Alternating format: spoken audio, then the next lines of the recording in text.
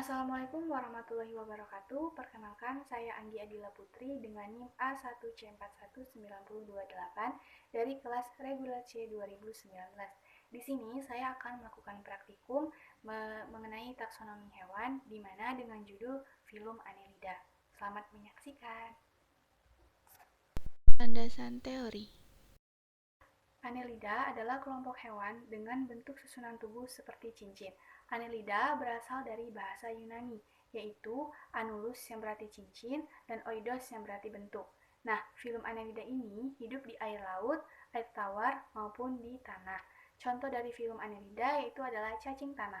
Cacing tanah merupakan hewan yang memiliki ruas tubuh, di mana pada bagian ujung anterior terdapat tonjolan yang disebut prostomium.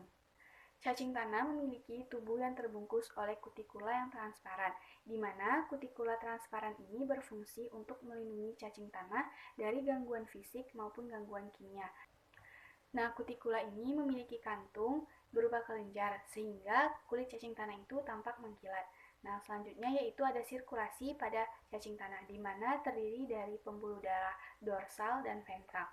Alat pencernaannya yaitu terdiri dari organ mulut, esofagus, tembolok, empela atau lambung otot, usus, dan anus. Sistem reproduksi cacing tanah yaitu hermaprodit, di mana memiliki sel kelamin jantan dan betina dalam satu tubuh.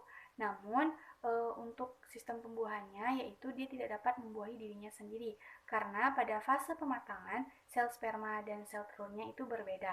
Nah, untuk sistem pernafasannya dibantu oleh kulit yang berfungsi untuk pertukaran oksigen dan karbon dioksida. Proses mencari cacing tanah.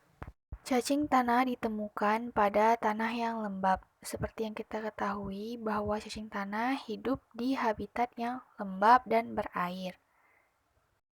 Pengamatan anatomi cacing tanah, mana terdapat bagian posterior yang berwarna coklat dan anterior yang berwarna coklat kehitaman. Kemudian dapat dilihat segmen atau ruas pada tubuh cacing tanah.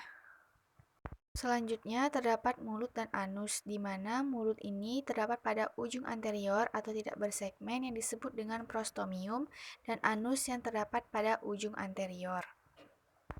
Kemudian terdapat klitelum yang berfungsi sebagai organ kelamin sekunder pada cacing tanah yang menyelubungi perlekatan cacing pertama dengan pasangannya dan melancarkan jalannya spermatozoa pada saat kopulasi.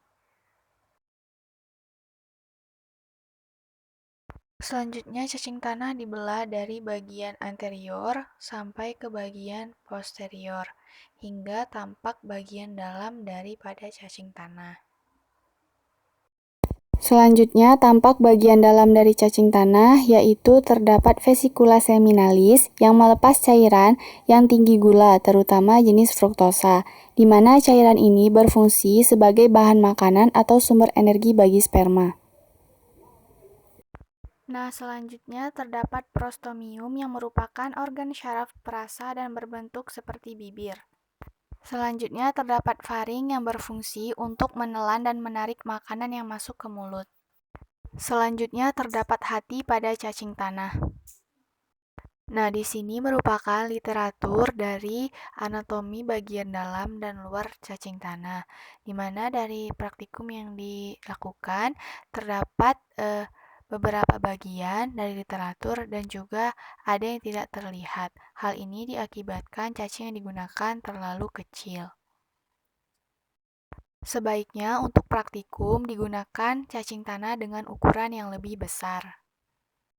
Nah, adapun alat dan bahan yang digunakan yaitu ada cacing tanah, wadah bening, sekop, kemudian ada jarum pentul, cutter, dan juga styrofoam. Kesimpulan,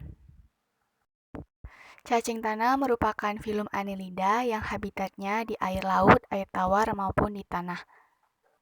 Cacing tanah memiliki ujung anterior yaitu bagian mulut dan ujung posterior yaitu bagian anus.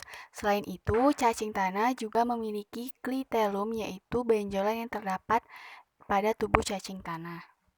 di mana klitelum ini berfungsi sebagai organ kelamin sekunder pada cacing tanah yang mensekresikan lendir yang berguna untuk menyelubungi perlekatan cacing pertama dengan pasangannya dan melindungi serta melancarkan jalannya spermatozoa pada saat kopulasi.